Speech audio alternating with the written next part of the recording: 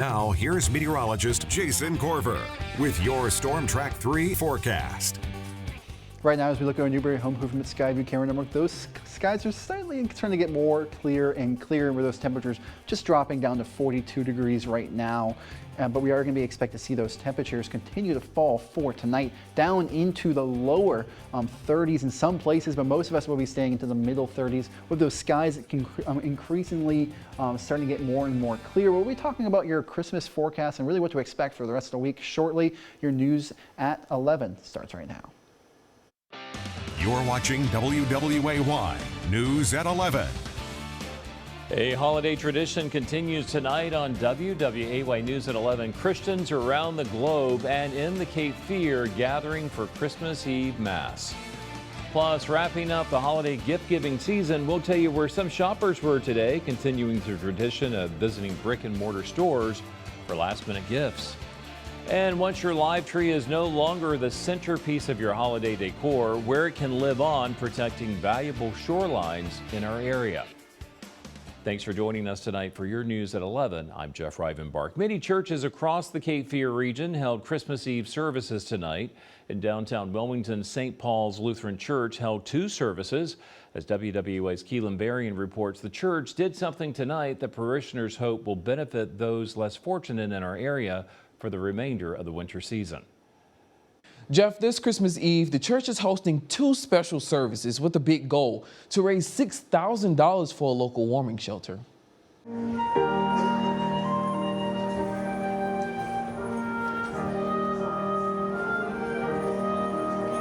This Christmas, St. Paul's Lutheran Church is offering more than just worship, but an opportunity to give back. Tonight, our Christmas gospel. Meet Pastor Jonathan Conrad, and to make sure no one is left out this Christmas, he's leading the charge for something extra special. We are having a special offering where people, as they come and worship with us, they have the option to designate their offering to go to the warming shelter. It's an effort that stretches beyond the pulpit. It usually costs between $500 to $600 a day to stay open and to do something like that for overnight. And last summer, one of the goals that we had was that if we had a good year financially, we wanted to do something that was an outreach for the community. The goal is to raise $6,000. During the service, attendees are treated to traditional church hymns and a powerful message of wants and needs. How wanting is to wish for something, and need is what is essential. The initial want, the wishing of acceptance and love, has been given to us in the gift of Jesus. We really want to show God's love to this community in as many ways as possible by working with the different partners in the community. It's a heartwarming example of holiday giving, reminding us all of the spirit of generosity that defines the season. When we have put a need out, usually our people have been generous and have met it. We're just not a building, we're a people, and we are a community. And it's a community that wants to throw their arms around people. Now, Pastor Jonathan also says he expects to exceed the $6,000 goal. The plan to stop accepting offerings by the end of December and present a check by January 5th. If anyone is interested in donating, we've got the link to the church's website with this story on WWAYTV3.com. Jeff? Thank you, Keelan. At another church in Wilmington, thousands of people enjoyed a hot meal thanks to the hard work of hundreds of volunteers earlier today. Pine Valley Methodist Church on Shipyard Boulevard held its 18th annual Christmas Eve dinner. People started arriving at the church around 8:30 this morning and could take a meal or several for their family for free. Each meal included ham, mashed potatoes, green beans, and a dessert. Pastor Kim Collins says the church prepared more than 3,200 meals today, with many being delivered to shelters throughout Wilmington, something Collins says is important to do this time of year. It's a blessing. And I know other people will say, oh, you blessed me.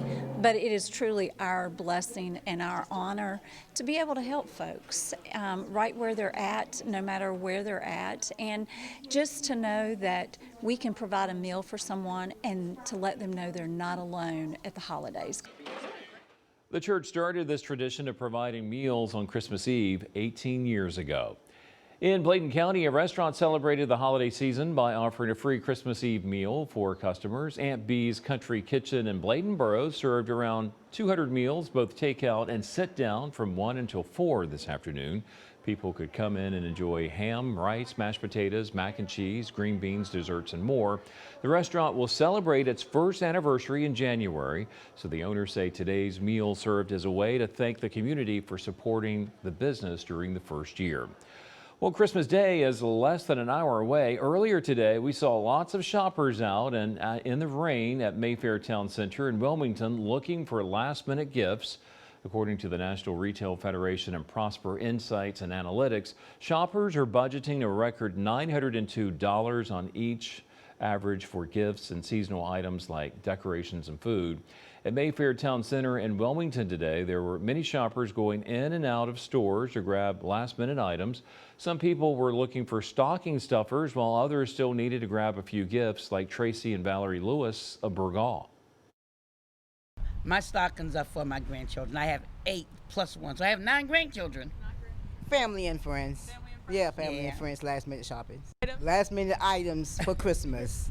You know, we last minute people. Mayfair Town Center and Independence Mall are both closed tomorrow. Mayfair reopens at 10 a.m. on Thursday, and Independence Mall reopens an hour later at 11 a.m. If you are looking for something to do with all your guests this holiday season, once your big meal is over tomorrow, the City of Wilmington wants to remind you that all on-street parking downtown in spots that are normally metered is free Christmas Day and Thursday. And a reminder, despite all City of Wilmington offices being closed tomorrow and Thursday, one thing that won't be delayed are your city recycling and trash collection services. If your normal garbage pickup day is Wednesday or Thursday, please have your carts out before 6 o'clock in the morning of that day. When Christmas is over, if you have a live tree, don't just toss your tree anywhere. Be sure to properly dispose of it. Lots of municipalities will recycle them into compost and mulch. The Brunswick County landfill in Bolivia is accepting live Christmas trees at no charge from January 2nd to the 31st. After the 31st, normal tipping fees will apply. Brunswick County convenience centers are accepting live trees for $5 each, January 3rd through the 31st. In New Hanover County, the Home Depots on Carolina Beach Road and Eastwood Road, along with the New Hanover County landfill, will start accepting trees on December 26th through January 31st. And remember, all ornaments, lights, and decorations must be removed from your tree, and artificial trees are not accepted. In Carolina Beach, the Cape Fear Surfrider Foundation is gearing up for its annual Christmas tree dune renourishment. Each year, volunteers gather in January to place old Christmas trees along the sand to help slow dune erosion along the beach. The branches of buried Christmas trees trap sediment and protect the vegetation of new and existing dunes. The dune replenishment will take place January 25th from 10:30 to 11:30 in the morning. There's no need to bring your own Christmas tree, just simply bring a shovel and a measuring tape. Covering the Carolinas, a man has been charged for the death of Greensboro police officer Michael Horan. 34-year-old Terrell Isaac McMillan has been charged with first-degree murder and was denied bond today. The shooting happened yesterday in a food line in Greensboro. McMillan was arrested with the assistance of the North Carolina Highway Patrol in Duplin County on I-40.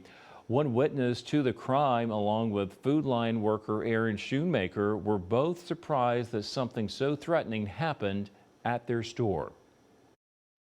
I've never seen any instances of robberies or anything like that at this food line. It's been the safest one, as I could say, for myself for years. We have a very family-oriented, safe store. We do not experience things like this.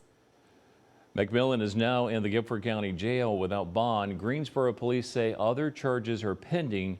McMillan's next hearing is set for Thursday. In Robson County, police are looking for a teen in connection with a fatal hit and run.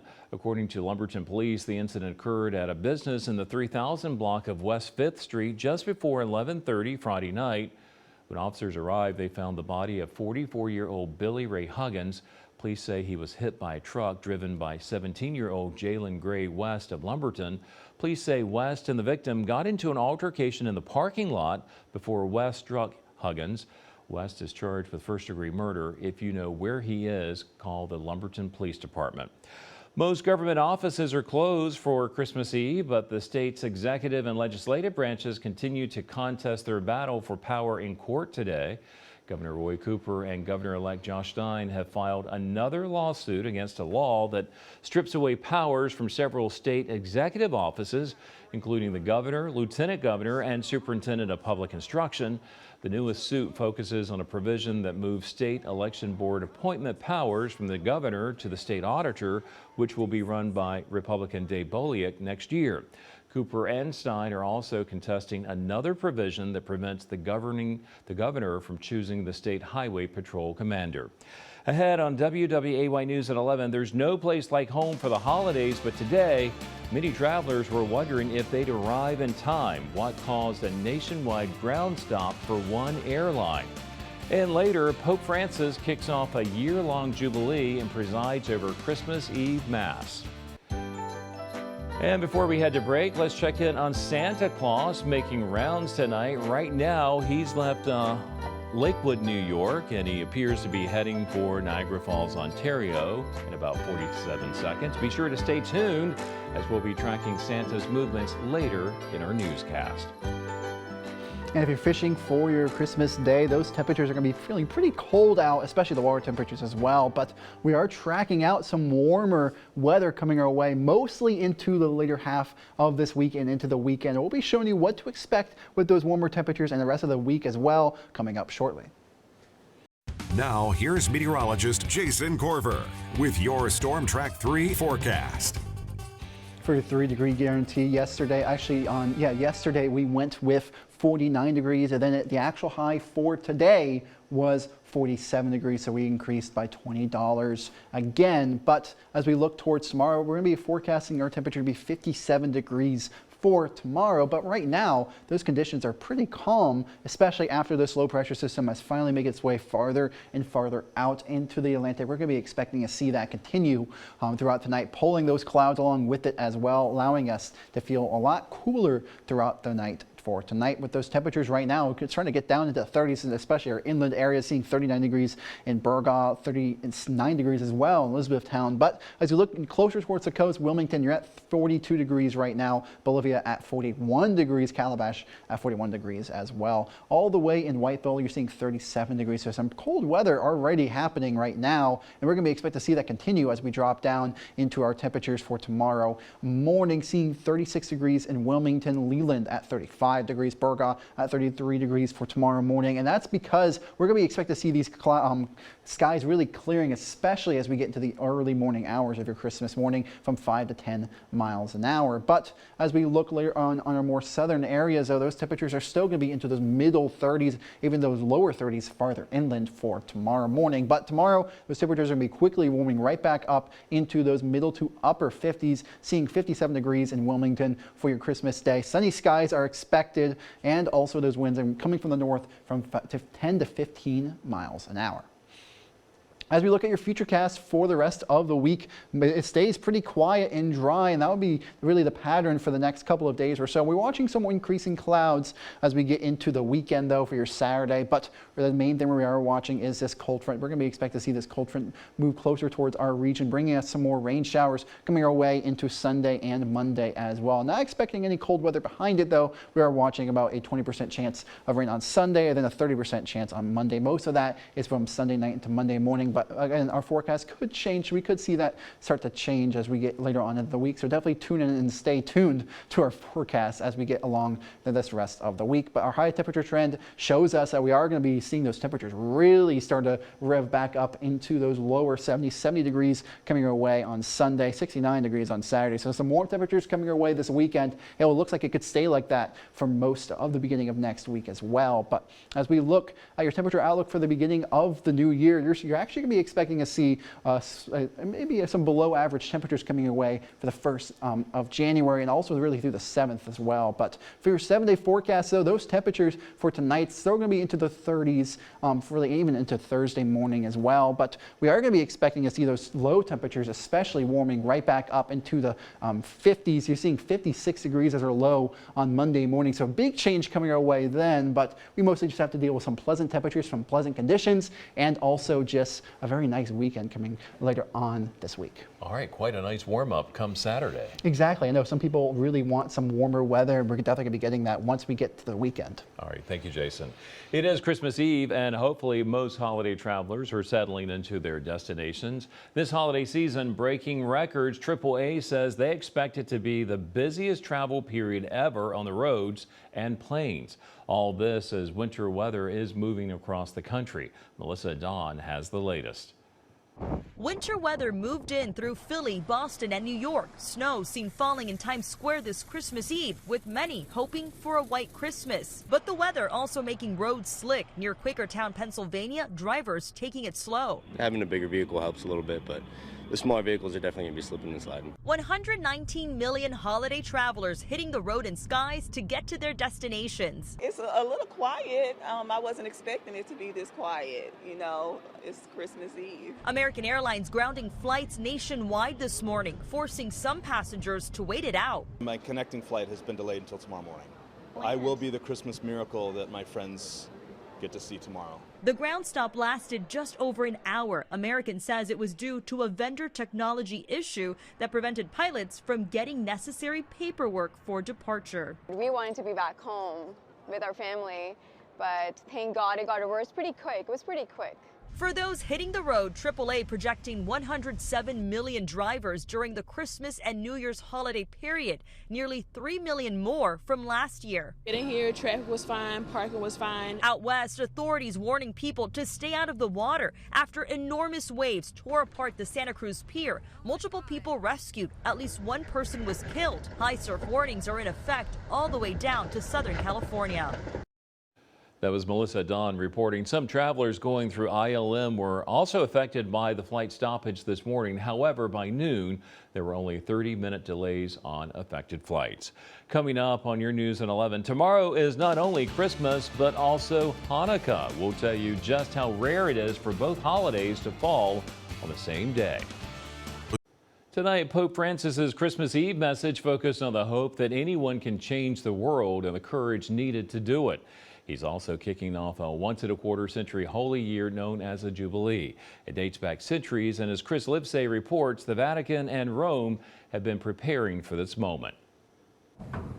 With a few knocks, the doors of St. Peter's Basilica swung open for Pope Francis this evening, ushering the world's Roman Catholics into Christmas and the start of a Jubilee year.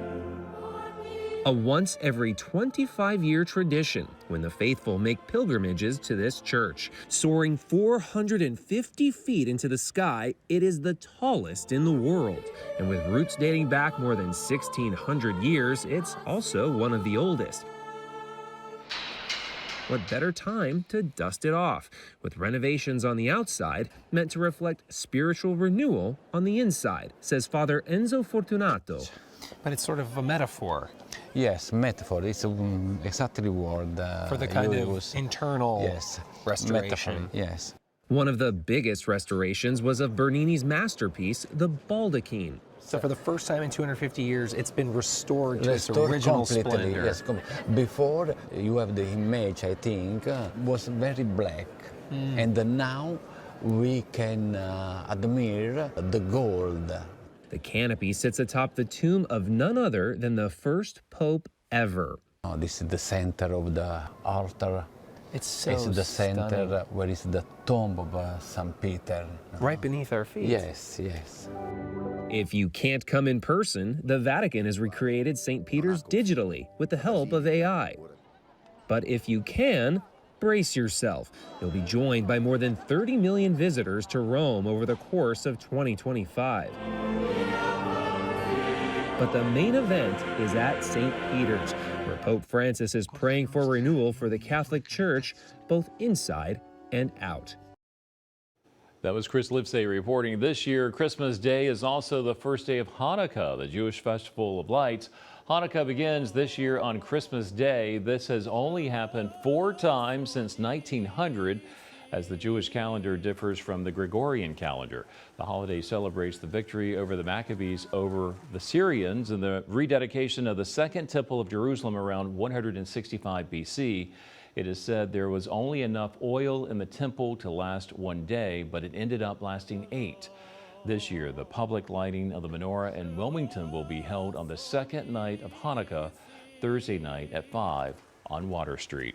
Sports is next on WWAY News at 11. We'll preview the full slate of NBA Christmas Day games and highlight the biggest storylines heading into the matchups.